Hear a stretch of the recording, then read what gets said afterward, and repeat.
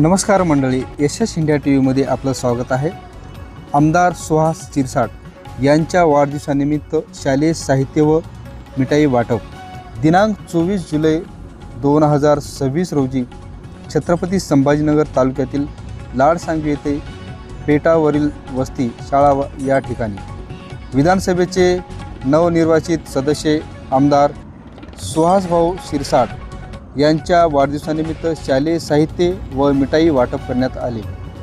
या प्रसंगी जिल्हा परिषद सदस्य रमेश शिंदे, उपसरपंच सौ ईशा भालेराव, माजी पंचायत समिती सदस्य रवींद्र पडोळ, माजी उपसरपंच गणेश पवार, तंटामुक्त गाव समिती अध्यक्ष आनंदभाऊ पवार, माजी ग्रामपंचायत सदस्य दामोदर भालेराव, प्रवीणजी पडोळ,